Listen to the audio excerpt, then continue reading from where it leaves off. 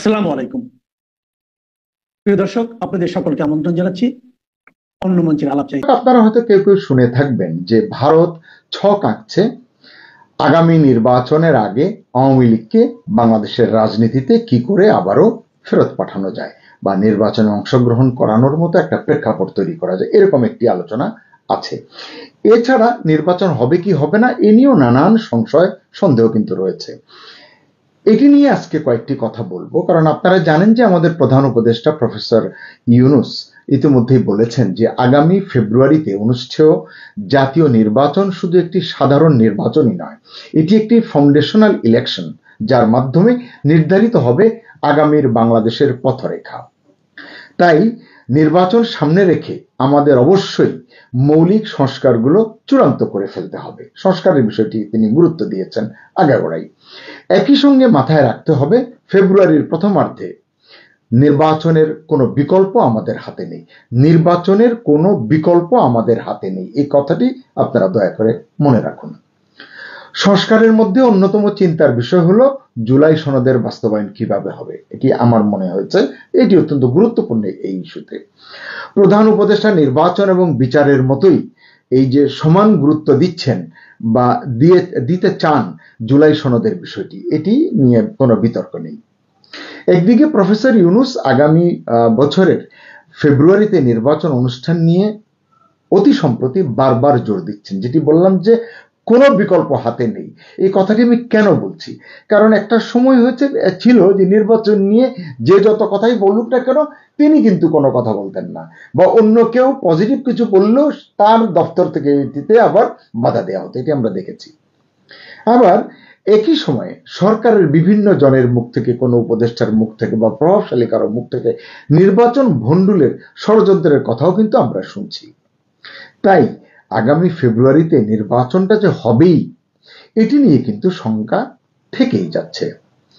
কিন্তু আবার আশাবাদী হই ওই জায়গায়, যেটি বললাম যে প্রধান উপদেষ্টা যখন বলেন ফেব্রুয়ারির প্রথমার্ধে নির্বাচনের কোনো বিকল্প আমাদের হাতে নেই, এটি আবার আমাকে বেশ ভাবায়। যে আপনাদের মনে রাখতে বললাম, এটি আমাকে ভাবায়। কেন ভাবায়?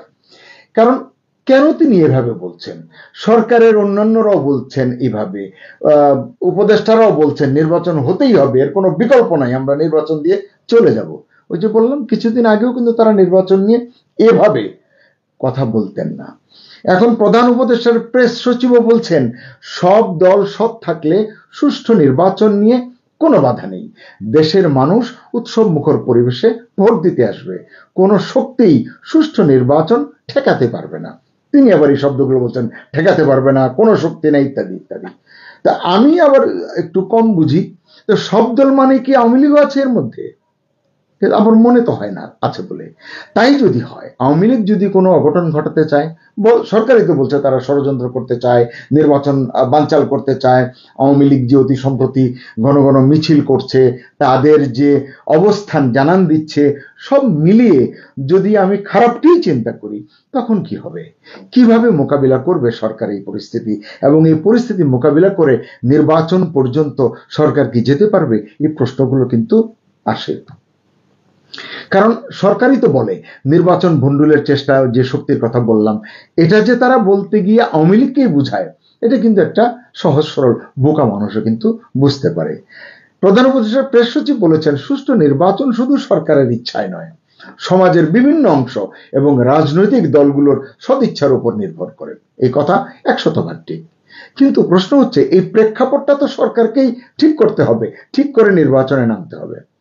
কিন্তু তারা যখন বলেন নির্বাচন যে করেই হোক ফেব্রুয়ারির প্রথমার্ধে হবে, পৃথিবীর কোনো শক্তি নেই এই নির্বাচন ঠেকাতে পারে, এই কথার আসলে অর্থটা মানুষ কি বুঝবে? তারা কি এটা বুঝে নিবে যে সরকারের কথায়, কাজে, চিন্তায় আত্মবিশ্বাসের ঘাটতি আছে? না হলে এক কথা তারা বারবার এভাবে বলছে কেন? এটি বলে মানুষকে কি এটি বোঝানো যে না, আমরা নির্বাচন করতেই চাচ্ছি, আমরা নির্বাচন করব, পরে কোনো কারণে না হলে যেন দায়টা এড়ানো যায়, এমনও তো হতে পারে। তাই আমি বলছিলাম যে এভাবে বললে কিন্তু মানুষের মনে ভয় জাগে, মানুষ ভয় পায়, মনে হয় বা ভাবে সবাই যে ভেতরে নিশ্চয়ই কিন্তু আছে। আবার এই কিন্তু বহু রকমের হতে পারে, কারণগুলো বহু রকমের হতে পারে। এর দু একটি আমি বলি। বিএনপির সঙ্গে যে সমঝোতা হয়েছে 13ই জুন লন্ডনে বসে, তারপর থেকে যেভাবে বিএনপি রাজনীতি করছে, সেখানে যদি কোনো কারণে কোনো ফাটল দেখা দেয় তাহলে কিন্তু এই সমঝোতা ভেস্তে যেতে পারে। জামাত এনসিপির সঙ্গে সবকিছু যদি পরিকল্পনা মতো না এগোয় তাহলে কিন্তু চিন্তা বদলে যেতে পারে, কারণ জামাত এনসিপিকে খুব বেশি উপেক্ষা প্রফেসর ইউনূস করতে পারবেন বলে মনে হয় না।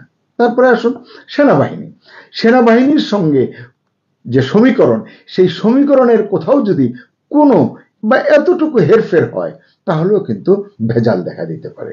এছাড়া তো বললাম জুলাই সনদ, গণপরিষদ নির্বাচন, গণভোট, ভোটের পদ্ধতি, এরকম অনেক ইস্যু আছে।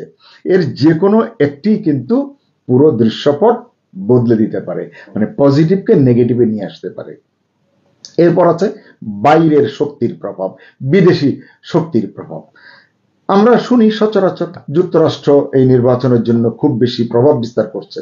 তো প্রশ্ন হতেই পারে যে যুক্তরাষ্ট্র যেভাবে চাইছে সেভাবে কি নির্বাচনটা এবং সম্ভাব্য ফলটা উপহার দিতে পারবেন প্রফেসর ইউনূস যুক্তরাষ্ট্রকে? না পারলেও তো সমস্যা, এখানেও কিন্তু একটা জট লেগে যেতে পারে। আবার চীন কি চাচ্ছে, কি বলছে তারা? চীনকেও তো একেবারে উপেক্ষা করা যাবে না, যাবে কি? আমার মনে হয় না। আমরা দেখলাম অতি সম্প্রতি চীন সফর থেকে এসে আমাদের তরুণ নেতারা, মানে এনসিপির নেতারা যেভাবে চুপ মেরে আছেন, এটাও তো খুব শান্তির বা স্বস্তির বার্তা কিন্তু দেয় না। এদের নীরবতা কি বলে, আপনারা কি ভাবছেন বা ভাবেন আমি বলতে পারবো না, তবে আমার মাথায় অনেক কিছুই কাজ করে। অন্য কোনো ভিডিওতে সেটি নিয়ে আলোচনা করব। প্রধান উপদেষ্টার সঙ্গে এনসিপি নেতাদের দৃশ্যমান সম্পর্ক অতি সম্প্রতি আমরা যেটুকু দেখছি সেটাতে বেশ ঘাটতি বা টানাপোড়েন আছে বলেই মনে হচ্ছে। এখন যদি আবার ভেতরে ভেতরে ভিন্ন কোনো কৌশল থাকে যে না সব ঠিক আছে, দৃশ্যমান আমরা কোনো সম্পর্ক দেখাবো না, যেটা নির্বাচনের আগে আবার কোনো বিতর্ক যেন তৈরি না করে, তাহলে কিন্তু আলাদা ব্যাপার। কিন্তু এনসিপি নেতাদের এইরকম অভাবনীয় নীরবতা কোনো একটা ঝড়ের, বড় রকমের ঝড়ের পূর্বাভাস হতে পারে বলে আমার মনে হয়। সবশেষে আছে ভারত, প্রতিবেশী দেশ, তাকে উপেক্ষা করা যাচ্ছে না। ভারতকে কি খুব বেশি উপেক্ষা করতে পারবে ইউনূস সরকার শেষ পর্যন্ত? আপনাদের কি মনে হয়? কারণ আমি যেটুকু দেখছি যে যেভাবে চাল, পেঁয়াজ, ডিম, কাঁচামরিচ, ডেইরি প্রোডাক্ট পর্যন্ত এইসব দিয়ে মানে রফতানি করে ভারত সাহায্য করছে ইউনূস সরকারকে, মানে এতে তো ভেতরে ভেতরে এক ধরনের সমঝোতা ভারতের সঙ্গে ইউনূস সরকারের হয়েছে বলেই আমার মনে হয়। কারণ ভারত যদি এটি না দিত, দামের ক্ষেত্রে একটি সংকটে পড়তো সরকার, এবং অল্প সময়ের ভিতরে এই যে পণ্য পাওয়া, খাদ্য পণ্য পাওয়া, এটিও কিন্তু একটা জটিলতার মধ্যে পড়তো। পাকিস্তান থেকে আর কতই আনবেন? পাকিস্তান থেকে চালটাও তো ভারতের চেয়ে, যে চাল আনি ভারত থেকে, তার চেয়ে বেশি দাম। এই কারণেই বলছি আসলে যদি না এই সমঝোতাটা যদি না হয়ে থাকতো তাহলে এই যে খাদ্য খাতে যে টান পড়তো, ইউনূস সরকারের ঘুম কিন্তু এমনিতেই হারাম হয়ে যেত। এখানে কূটনীতিতে একটা পজিটিভ সাইন কিন্তু আমি দেখতে পাই, এবং এটিকে আমি খারাপভাবে মোটেও দেখছি না। প্রফেসর ইউনূস আজকাল আমি যদি খেয়াল করি ভারত নিয়ে খুব বেশি উচ্চবাচ্য করেন না। আদানির সঙ্গে, মানে যে বিদ্যুতের আদানির সঙ্গে সম্পর্ক ঠিক রাখা, আদানির কর্ণধার গৌতম আদানিকে খুশি রাখা, এসবের পেছনে তো মোদিবাবুকে খুশি রাখার চেষ্টা বলেই কিন্তু আমার মনে হয়। কারণ শুরুতে আমরা শুনেছিলাম চুক্তিতে ঝামেলা আছে, চুক্তি বাতিল করতে হবে, এই করতে হবে, সেই করতে হবে। তারপরে আদানিও খেলা কম দেখায়নি, বিদ্যুৎ বন্ধ করে দিয়েছে, দিতে পারবে না এসব বলার পরে আবার যত কষ্টই হোক টাকা পয়সা পরিশোধ করে এবং ব্যাপকভাবে পরিশোধ করেই আদানির বিদ্যুৎ সংযোগটা কিন্তু ঠিক রেখেছে। তার সত্ত্বেও কিন্তু লোডশেডিং শুরু হয়েছে।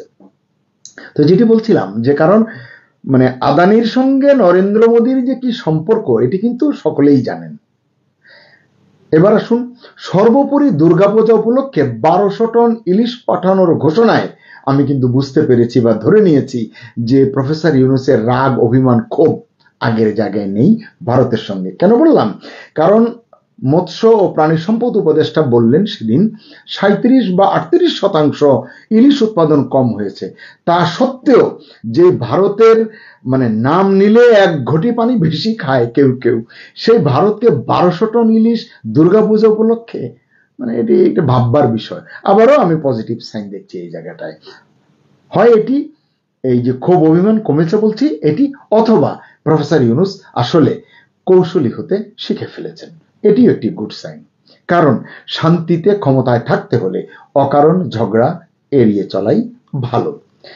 যাই হোক, এবার নির্বাচনের বিষয়গুলো নিয়ে শেষ করি আলোচনাটি। আসন্ন নির্বাচন নিয়ে যেসব চ্যালেঞ্জ আমরা আছে বলে মনে করছি, সেগুলো সমাধান করায় কতটা মনোযোগী সরকার সেটি দেখা দরকার। জনমনে আস্থা ফেরাতে এই নির্বাচনটা যে হচ্ছে, হবে, ভালোভাবে হবে, এই আস্থা কতটা ফেরাতে পেরেছে বা আগামী দিনগুলোতে কতটা ফেরাতে পারবে সরকার। আবার এর পাশাপাশি রাজনৈতিক দলগুলোর মধ্যেও পারস্পরিক আস্থা কিন্তু জরুরি। ডাকসু জাকসুতে বিশাল যে ধাক্কা খেয়েছে বিএনপি, এটি কিন্তু বিএনপিকে একেবারে টলমল করে দিয়েছে। বিএনপি কি এই শোক কাটিয়ে, আঘাত এড়িয়ে নির্বাচনী ট্রেনে ঠিকমতো চড়তে পারবে তো? কারণ আমরা ইতিমধ্যেই জেনেছি ডাকসুর ফলাফলের পর তারেক রহমান ফোন করে মার্কিন চার্জ দ্য অ্যাফেয়ার্সের সঙ্গে কথা বলেছেন, ট্রেসিয়ান জ্যাকবসনের সঙ্গে, এবং তাকে অনুরোধ করে জামাতের আমিরের বাসা পর্যন্ত পাঠিয়েছেন এবং সেখানে তাদের ভিতরে দুতিয়ালির কাজটা তিনি করেছেন। তারেক রহমান কি বলেছেন এবং ট্রেসিয়ান জ্যাকবসন কি বলেছেন, এটি নিয়ে ইতিমধ্যেই কেউ কেউ কথা বলেছেন, আমি আর সেই আলোচনায় যেতে চাই না। আমি বলতে চাই যে বিএনপি, জামাত এবং এনসিপির মধ্যে নির্বাচন নিয়ে এখনো যেসব ইস্যুতে অনৈক্য আছে, সেগুলো সমাধান না করলে নির্বাচন নিয়ে খুব বেশি কিন্তু আশাবাদী হওয়ার উপায় নেই। কারণ জুলাই সনদ নিয়ে মতবিরোধ, নির্বাচন পদ্ধতি নিয়ে মতবিরোধ, জামাতের দাবি যে গণভোট, এটি নিয়ে বিএনপির রাজি না হওয়া, এনসিপির চাওয়া গণপরিষদ নির্বাচন, এটিতে বিএনপির রাজি না হওয়া, এইরকম যে বিষয়গুলো আছে, এগুলো নির্বাচন যত এগিয়ে আসবে ইস্যুগুলো কিন্তু তত বড় হতে থাকবে। রাজনীতির এই বার্গেনিং পয়েন্টে, এই বার্গেনিংয়ে বিএনপি আসলে কতটা তাল সামলাতে পারবে, এটি দেখার বিষয়। আরেকটি আছে জাতীয় পার্টি। জাতীয় পার্টির ইস্যুটি কিন্তু ছোট নয়। জাতীয় পার্টি নির্বাচন করতে না পারলে জামাত এবং এনসিপির জন্য হুমকি। সহজ কথা, বিরোধী দলের প্রশ্নে জামাত অনিশ্চয়তায় পড়ে যেতে পারে জাতীয় পার্টি যদি নির্বাচন করে। আবার জাতীয় পার্টি নিষিদ্ধ হলে বিএনপিও চ্যালেঞ্জের মুখে পড়তে পারে, কারণ তখন জামাত এবং এনসিপি মিলে বিএনপিকে এমন চাপ দিবে, সেটি হয়তো বিএনপির পক্ষে সামলানো কঠিন হয়ে যাবে। জাতীয় পার্টির মাধ্যমে আবার আওয়ামী লীগের পুনর্বাসন হওয়ার ভয় শেষ পর্যন্ত যে কাকে খাবে, সেটি দেখার জন্য অপেক্ষা করতে হবে। আসলে দেখুন, কার্যক্রম নিষিদ্ধ থাকায় আওয়ামী লীগ নির্বাচনে অংশ নিতে পারবে না, এখনো পর্যন্ত আমরা এটি জানি। যদি না এখানে সরকার কোনো বিদেশি চাপে বা পরামর্শে মত না বদলায়। ইনক্লুসিভ শব্দটি, মানে অন্তর্ভুক্তিমূলক শব্দটি হুট করে রাজনীতির এজেন্ডায় মূল প্রভাবক হয়ে উঠতে পারে বলে অনেকে মনে করেন। আমিও এর সঙ্গে একমত। তাই আগামী 5 মাসের মধ্যেই এসব বিষয়ের ফয়সালা হয়ে যেতে হবে। নয়তো প্রফেসর ইউনূসী হয়তো বলবেন, আমি অনেক চেষ্টা করেছি একটি ভালো নির্বাচন উপহার দেবার জন্য, কিন্তু স্টেক হোল্ডাররা আমাকে কাঙ্ক্ষিত মাত্রায় সহায়তা করেননি। নির্বাচন, সামাজিক যোগাযোগ মাধ্যম, এআই নির্ভর গুজব এবং অপপ্রচার, এইসব মোকাবিলা করে একটি সুষ্ঠু নির্বাচন আয়োজন করা সত্যিই কিন্তু চ্যালেঞ্জের। মনে রাখতে অনুরোধ করব, মানুষ কিন্তু চায় একটি প্রতিযোগিতামূলক নির্বাচন, একটি অংশগ্রহণমূলক নির্বাচন দেখতে চায়। কিন্তু অন্তর্ভুক্তিমূলক নির্বাচন না হলে এই প্যারামিটারগুলো কতটা পূরণ করা যাবে, সেই টেনশন, সেই সংশয়, সেই সন্দেহ কিন্তু থেকেই যাবে। সকলকে ধন্যবাদ। আল্লাহ হাফেজ।